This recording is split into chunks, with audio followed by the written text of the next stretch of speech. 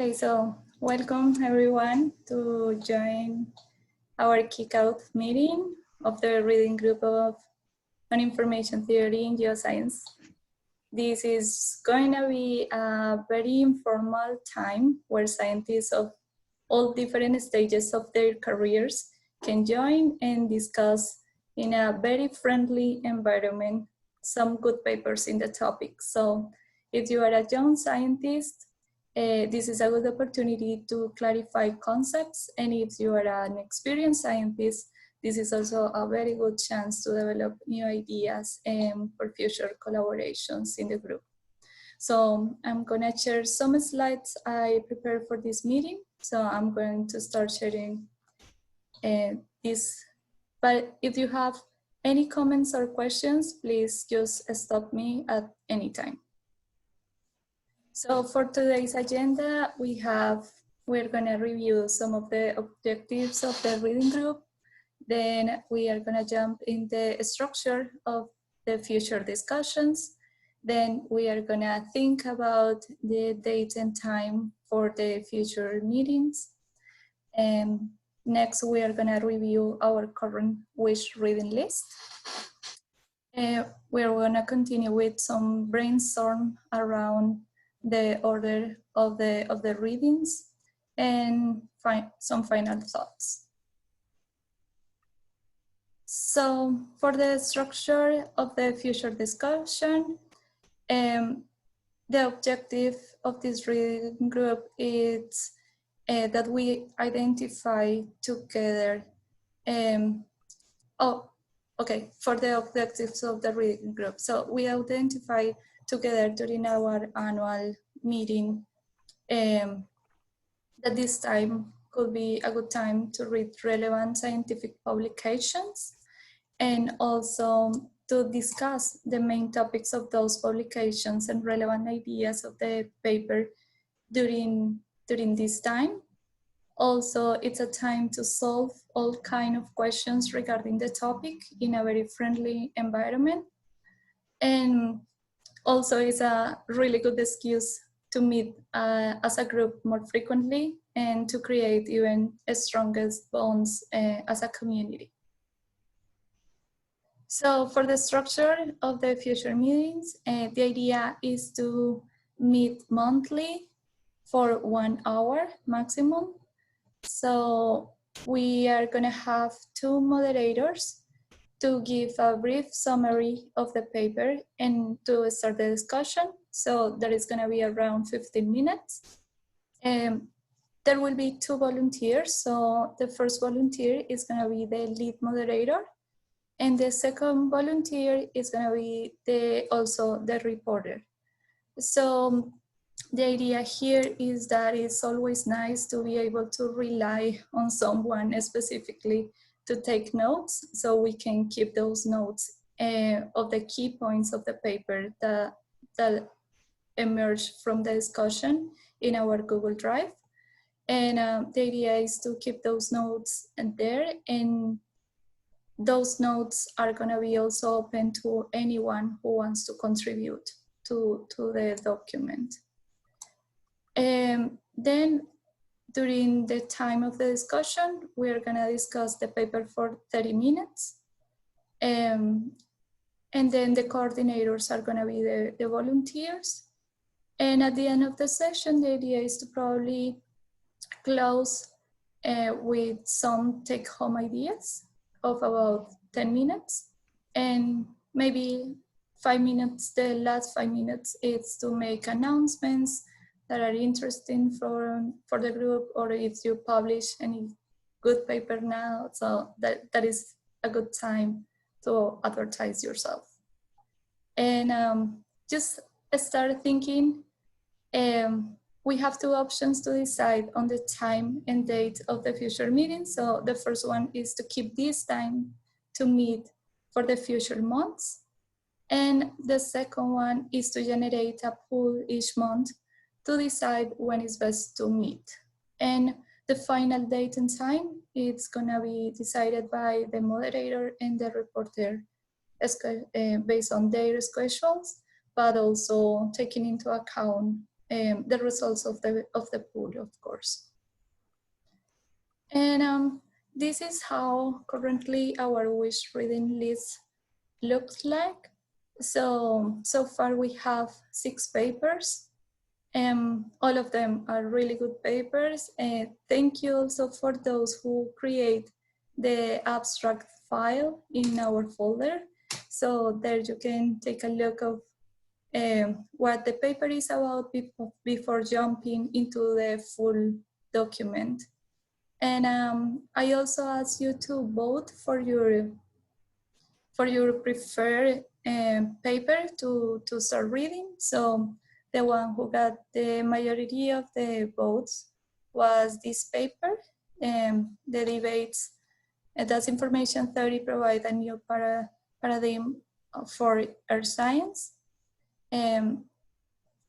So if all of you agree, this is a paper which will be our paper to discuss in our meeting in October. And these are some final thoughts for this meeting, and is to decide what is the time and date to meet during October. Also, I ask you to volunteer as one of the moderators for that meeting. And if you have any good advice to read papers effectively, that's a good time to share right now. And I don't know if you have any comments or announcements. And I think that's all. Thank you, guys. Yeah, and I'm gonna stop sharing. Yes. I'm so sorry to interrupt. This is Ray. I was just able to log on. When I try to use the Zoom link, it says that it requires me to log on with a University of Illinois password. Is there a public Zoom link? Yes, I can check which the password is. Let me just take a look at it. I'm gonna stop sharing. It's not the password for the meeting. It's not the password that I provide? It's not working? It's strange. No, I just clicked on the link and I came in, but somebody else sent an email saying they had trouble getting in too. Oh, I see. Okay, the password should be 919904. It's not that password. It's taking us to a screen to log into the University of Illinois system, and there's no button to get around that. I see. So why is that happening only for some people and not for everybody? Not sure. Because with the password, it should work for anyone who is outside the university system. It didn't even ask me for a password. I just clicked on the link and came in. Yeah, me too. I didn't have to enter a password. Yeah, for me, it takes me to the University of Illinois at Urbana-Champaign, and I need my net ID and my password. So Leila, maybe you should not set it up without a password, so that. Yeah, I will take that into account for the next one. Okay. Yeah, the University of Illinois system will not allow setting up without a password anymore because of all the intrusions people have had. So I think the link that it provided encodes the password within it, so nobody should. It does, yeah.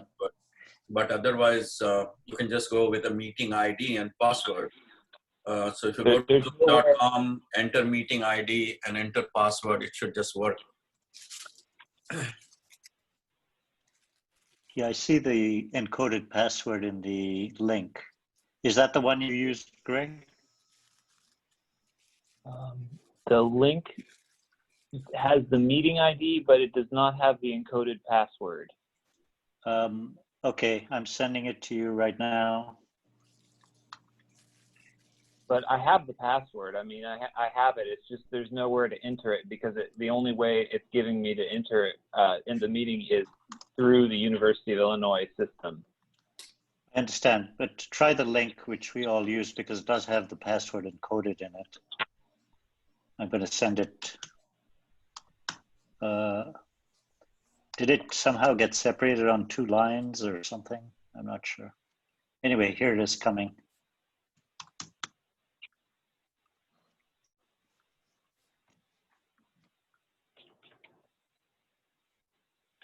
Just sent it. Right.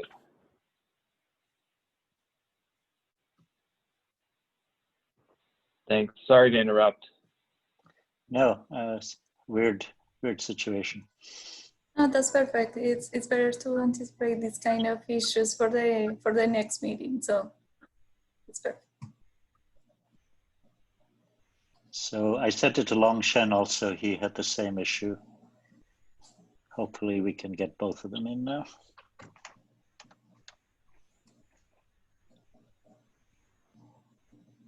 So question about the paper, Layla. Are we talking about all of the debate series or like the first one or like the one by Hoshin and Praveen to talk about next time? Well, at the beginning, I was thinking on just one, but if all of you agree, we can do the 4. Like all of them are very, like somehow related and give some very good introduction to the young scientists. So I'm not sure.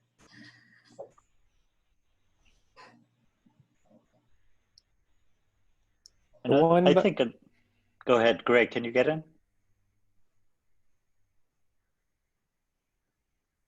No, I still haven't got an email from you, Hoshin. It's, did you send it to which account? Oh, sorry. Let me see which email I sent it to.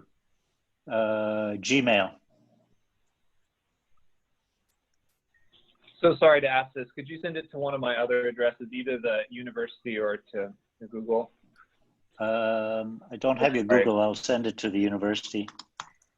Perfect. Thanks. UAEDU? Yeah, ua.edu. Okay. You need to send me your Google email. Yeah. Yeah, it's the same thing at google.com at GS. Okay, just sent.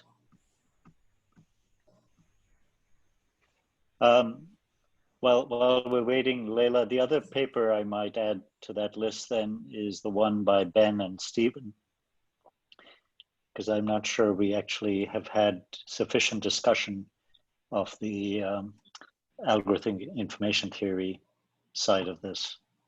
I mean, we haven't had enough discussion of all of it, but I think that's one that could benefit at this stage, particularly because it links to the information bottleneck paper that I suggested. So maybe it's an idea to read that paper when the information bottleneck paper is discussed. Sure. So you are suggesting to read both for one session? I don't know. There's a lot in each one, right? But I mean, at related times, maybe close to each other. I would also say let's not read all 5 debate papers for the same session. Also, okay, great, super. Okay, so sorry for to butt in. Great. Just real quick. If that link you sent, Hoshin, is the same one and it's the same problem. That's interesting. Gray, I have a question for you. Are you using the application, the Zoom application in your computer, or you're trying to access it online, like through the web? Well, online because I have a Chromebook, so there's no such thing as a Zoom application. And there's also no other browser other than Chrome. So like it's literally impossible for me to download a Zoom application or to use a different browser. Try from your phone, Gray. Yeah, I'm on the phone now. That's how I'm in. Just thought I'd check.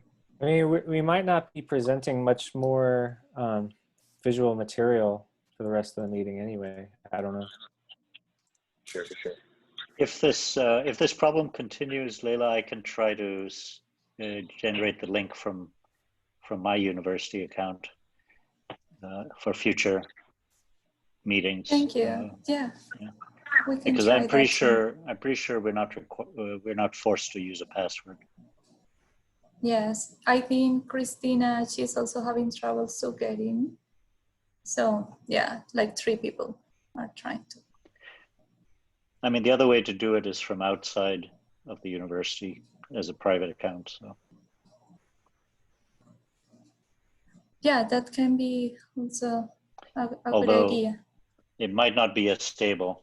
I think the universities have some agreement which gives them better stability in their Zoom. Right. I'm not sure if this is true, but I've also heard there's a time limit if you don't have a Zoom account where it'll kick you out after an hour. 40 minutes. Which is fine. Okay, yeah, 40 40 minutes. Okay. Not bad, but Yeah. still maybe not what we want. Maybe people who have already installed the application are, more easily accessing the Zoom. I think I have it installed, so I think those that are not accessing this because they don't have the application installed. That's my hypothesis. So the thing is, Gray, you could use the phone with the Zoom app in which you can actually see all the screen as well. It doesn't have to be just the voice. So you can install the Zoom app on your phone, which should work just fine. Or maybe not use Chromebook and use something else if possible in there. What is Chromebook? Chromebook is Google's hardware. Oh, okay. It's supposed to be a online only browser-based computer. I see. Probably an iPad would be the best then. It's going to be a very small screen on the phone. So since it doesn't look like we can resolve that issue right now, should we continue, Leila? Yeah, sure. So then Looks like Greg got in, or I see Yeah, Great. we're here. Great. Excellent. How did you do that? By not following the link, but going to Zoom, what Praveen said, going to zoom.com and entering the meeting ID and password. Okay. Okay. I'll just, while you guys are talking, I will email Longshan and tell him to do the same. Could you please add Christina too? And Christina? Okay. Yes. Thank you.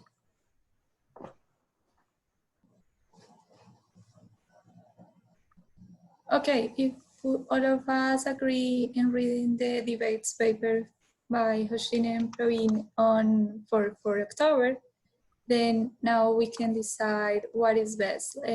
If we keep meeting during this time, like about 1 month from now, or if you want, we can set a poll every month and decide from there. I know most of you have very tight schedules right now, and it's gonna be difficult to find a common time, but we can try.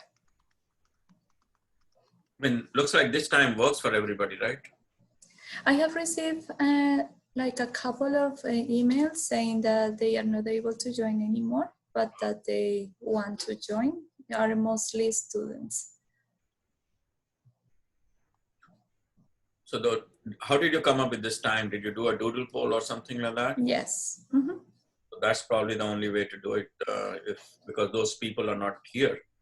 And so they can't say what time will work for them. I think you chose this based on the maximum possible, right? Right. The only one who couldn't join at that time was Christina, because she was thinking that she will be traveling during this time, but finally she was able to. So I propose we stay with this one then. It works for me. It's going to be hard to change. Okay. Well, Yeah, I think it might be a good idea to stay with this and record it. So those who are unable to attend will still benefit. My only constraint is that I'll have to leave 10 minutes early, but I think that's better than trying to reschedule. And, I have a class to teach at 2 o'clock. So basically, the first, do we want to say the first Wednesday of the month? It's a good idea to set it up that way, right? So it's not the second, it's the first Wednesday of the month. And right. That way you can kind Correct. of keep that in your head and on your calendar. Yeah, that's a good point. Because every 4 weeks it's gonna be different. Okay. Yeah, and sometimes 5 weeks, depending on 1 month.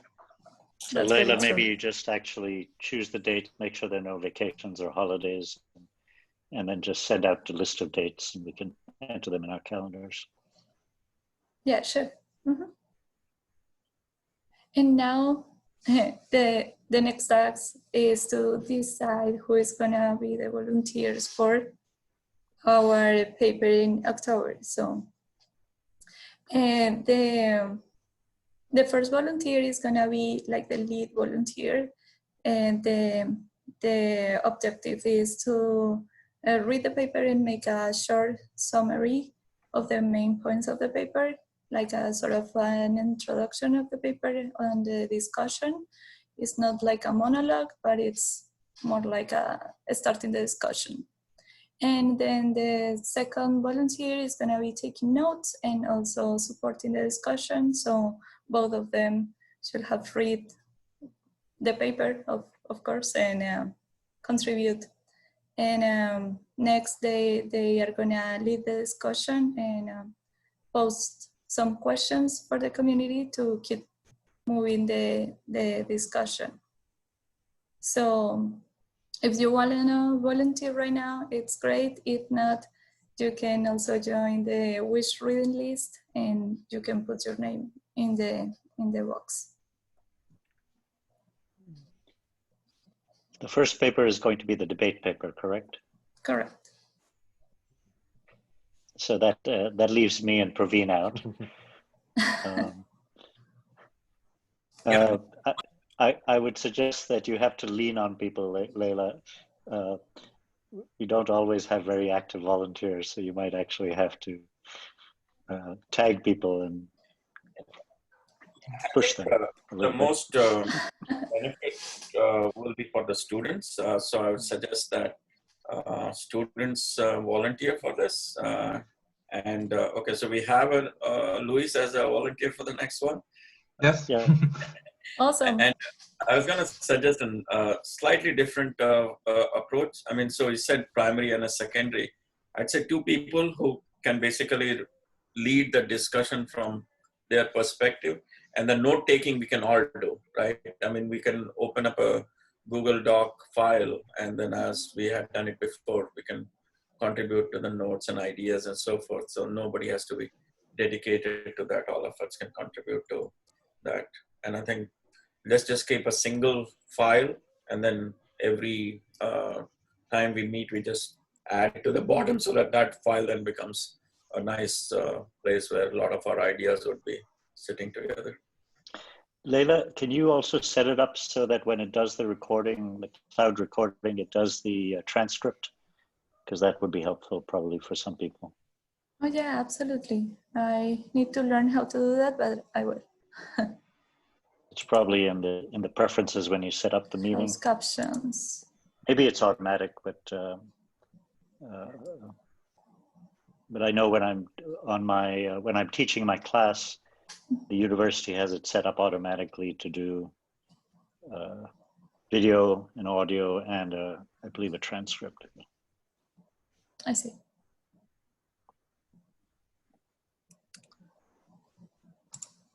Yeah, I can see here like there is a closed caption option, but then it says to assign that to someone to type or to use a third-party CC service. So maybe your university is using that third-party CC service. Okay.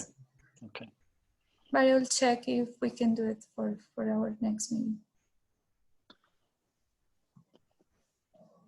So technically the next meeting, which would be the debate paper, would be the first Monday in October. Is that right? Or are we going to start this month? First Wednesday of October, so 7th. Wednesday, I'm sorry. October. It'll be October 7th.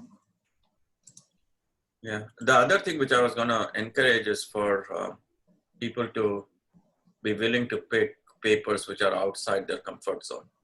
It's not necessarily that, yeah, this will help me in the research, but broadening the understanding. So, yeah.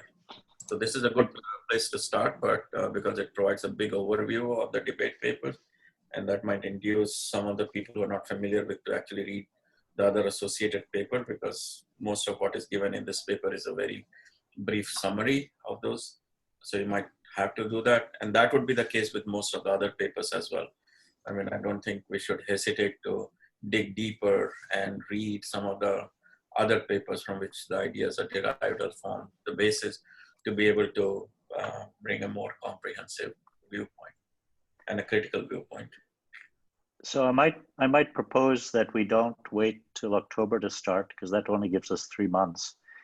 And I might also propose that we meet every 3 weeks instead of 4 weeks. And that way we might actually get through some content before the end of the year. And so I'm sort of suggesting we start next week with the introductory paper, if Luis feels comfortable preparing for in 1 week. I mean, it should not be difficult with this one.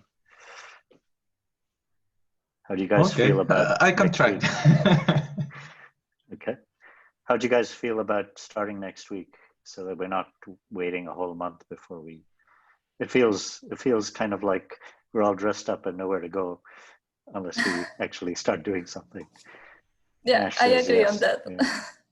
Yeah, and especially with this debates paper, like Praveen was saying, since it's the overview, keeping it fresh now that we have the momentum of this first meeting would be good. So does that mean that we want to meet the second Wednesday of every month, or meet every 3 weeks? 3 weeks. Every 3 weeks, okay. Starting the 9th of September. Starting. So the next meeting will be on September the 30th, and so on. Or no? Oh, yeah, 9th and then 30th and so forth. You'll have to check to make sure it doesn't overlap. Usually Wednesdays are not holidays, so it should be fine. Yeah, Thanksgiving will be, no, okay. Okay, I'll check. So we should probably also decide on where we're going to the second paper, so that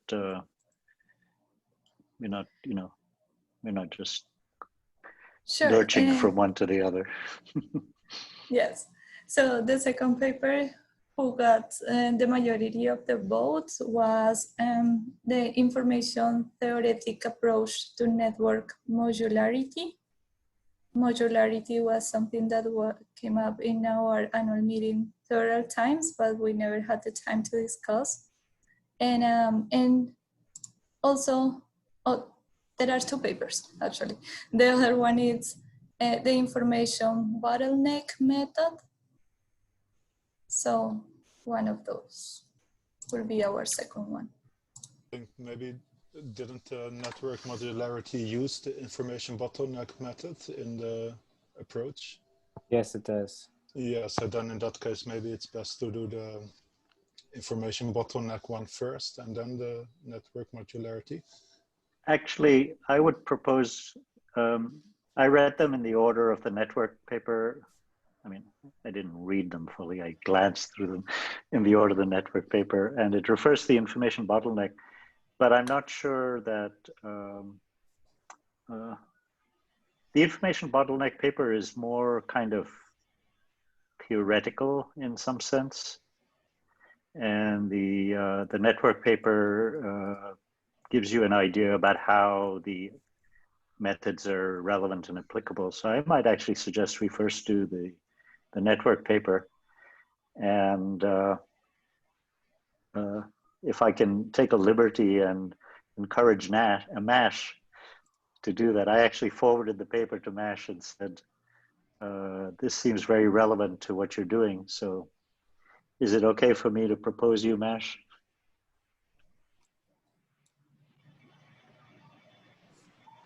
You can say no. Ash has gone into hiding. Oh, okay. I was actually thinking of volunteering for that one before the meeting today. Jonathan? Okay. Yeah, and maybe Mash and I could do it together. Sure. Whose voice was this? Jonathan Frame. Okay.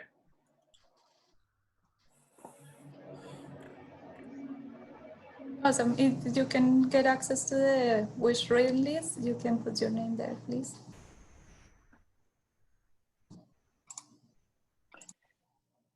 Can somebody remind me what the information catastrophe paper was about? I know I glanced at it, but I forgot. That one's a really fun one. It's about, it takes the direct and indirect effects, it takes the mass energy information equivalency principle and expands it out 500 years to show that the mass of storing the information right. Okay. will be half of the mass of the Earth 500 years from now. Okay, so that requires the other one first, the mass energy information principle first. Yeah. Yes. Okay. Hey, Jonathan, I would like to volunteer with you for the information, for the modularity paper. Yeah, that's what we were thinking. Great. Yeah. So we're proposing, go ahead. My only concern is if two people from the same lab volunteer for the same one, it might restrict some of the ideas that could come up in the outline. I wouldn't worry too much about it, Jonathan. Okay. I mean, I think it'll be fine. The goal is for all of us to read these papers. I mean, you're just leading the discussion. So everybody will chip in. Great.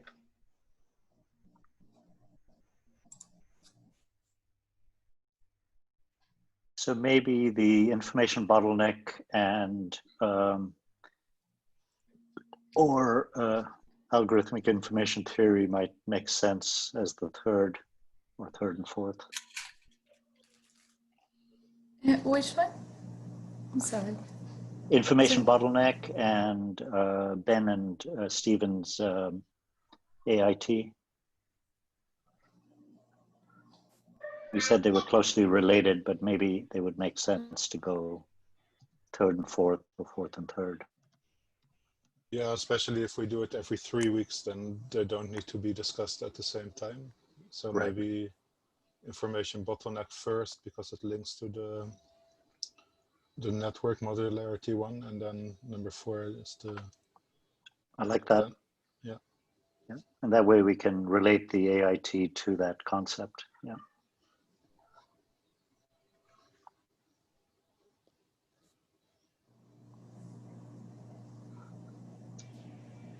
And then I think you have 5 and 6 naturally then. Oh, we forgot about direct and indirect effects. Alison, do you wanna tell us a little bit about that? I can't vouch for that one. I just happened to see it on a recent entropy publication, so all I read was the abstract. So I can't tell you where it fits or whether it's good or worth reading or not. So obviously it has that some would always effect. be down the line.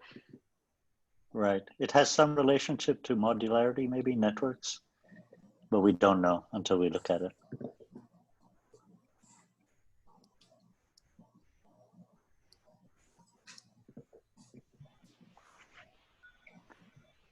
So we put direct and indirect effects as being after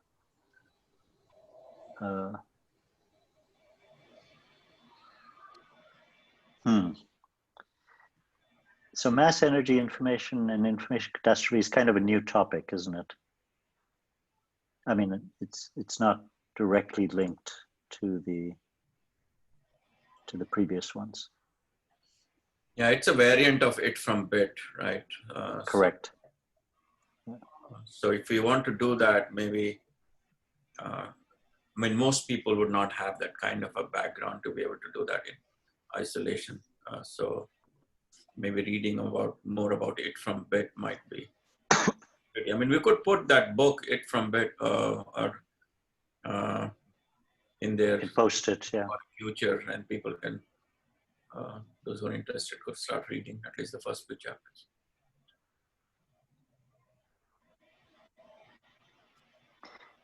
I did go and watch the 3 lectures by Leonard Susskind that Gray had proposed when you set that thing out, and I found them extremely interesting.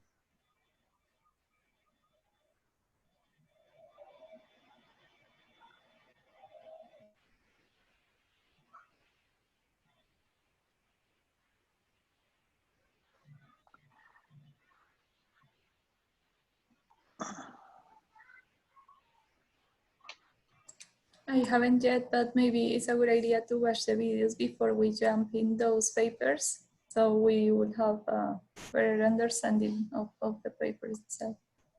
So it's good. It's about 3+ hours. Yeah, but I saw the first 5 minutes, and it was, the introduction to the speaker was super funny. It was super good. Right. So. And somebody put that link up there in there. But what I was also going to suggest is let's not chart it out so far. No. Because as we are reading the next few papers, we might find something that is more interesting and as a tangent want to go there, right? So we just keep this list and just maybe think about next 2 each time. And that we have some momentum, but we are adaptive as well. Agreed. Yes, probably there will be some point in December, or I don't know, where people who might not join, or so we can see how it goes. So I think we can agree on maybe up to 3 and 4, and then wait and see on the rest. Yeah.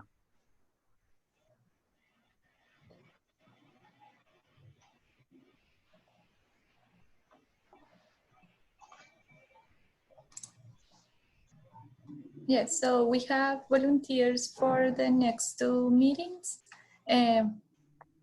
We need 1 more volunteer for the next one. I can volunteer for that one. Awesome.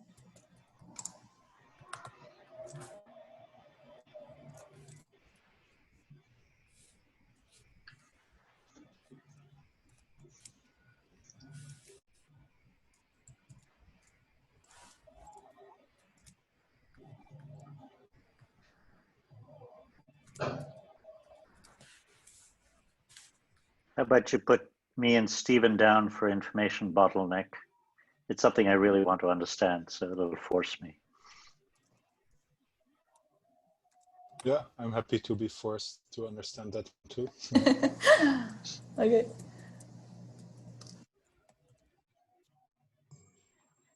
One other thought is that maybe for each paper we could make a small document beforehand where maybe you can paste a few links to explanatory videos about some concepts in the paper if you find them. To help the others. Yes. Like we could. That could be an active Google Doc that people can add to. Yeah, exactly.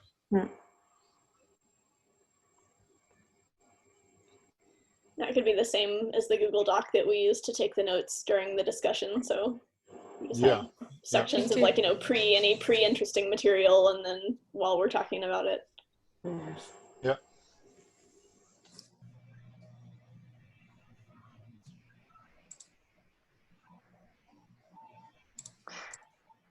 So Leila, you were asking about recommendations or suggestions for people, how they review papers? Yes. I was just going to mention the method that I found has been working for me. and you might laugh really. What I do is I grab the entire text of the paper, I put it into a Word document, and then what I do is I try to shorten it as much as possible. I make it into a list of points where I try to remove most of the extraneous stuff and just preserve the main key points, which allows me then to go back and see if there's a nice logical order to the structure, but it also forces me to actually read the thing with some degree of concentration. You're applying a neck bottle. A bottleneck, information bottleneck, exactly. Yes. It's a good application of it. Yeah. I actually thought you were gonna say, then I put it into a word cloud. So you just get a word cloud, and then you kind of learn like what the main themes are. Another faster method. By the way, one interesting thing I noticed is the reference number 1 in the information bottleneck paper is not available. They say the paper is published with that as in preparation or something. And it looks like a very interesting paper, but I can't find it anywhere. If anybody is able to find something that was published instead of that, that would be very useful.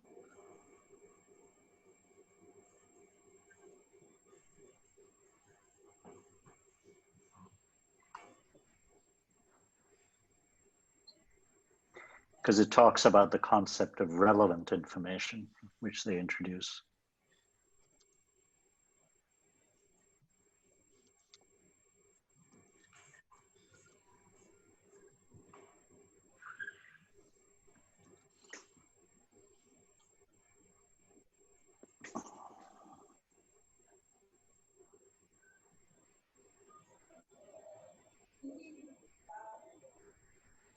You said it's the intro to reference information? I'm sorry? You said it's the intro, it gives an intro to reference information? Well, let me tell you what I mean. I'm saying that reference number 1 in the Tishby paper Yes. is, here, I'm going to put it in the chat.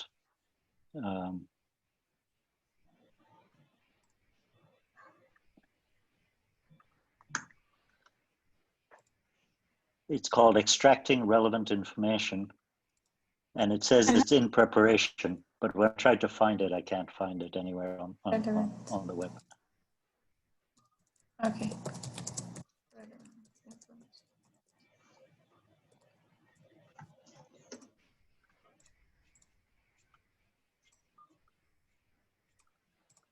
And their comment about the paper is,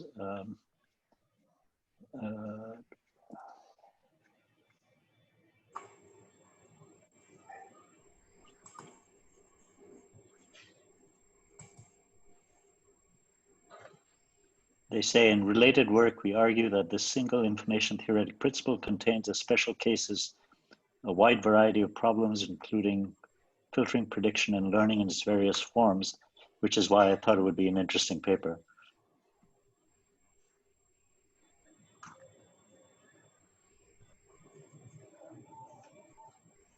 So it'd be a shame if they didn't actually write it. Yeah, of course, especially because it's the first reference of another good paper. Exactly. So.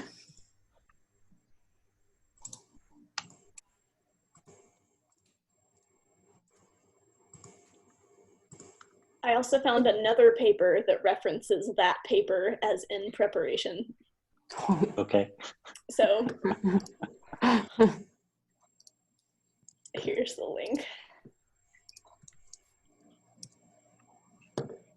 In which journal are they trying to publish? Is it very difficult to get published?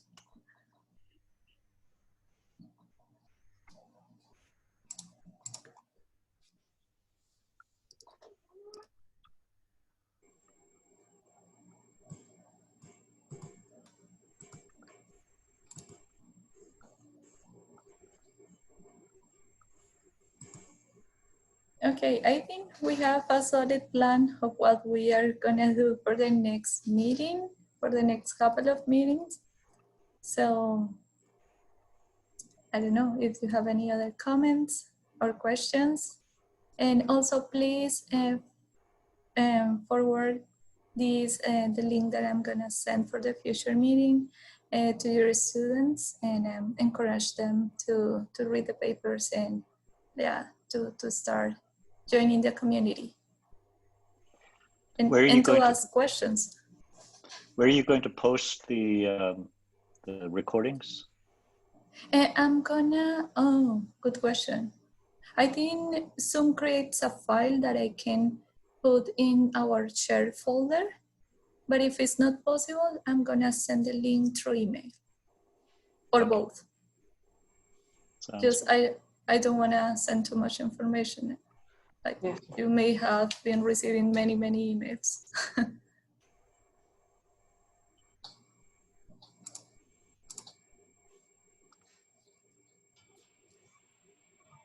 Chris? Okay, I'm gonna, if you're done, I'm gonna sign off, guys. Okay, Thanks, thank you. Thank you everyone for joining Thanks, today. Leila. Okay. Great job. Thank you. Bye. See you. Bye-bye.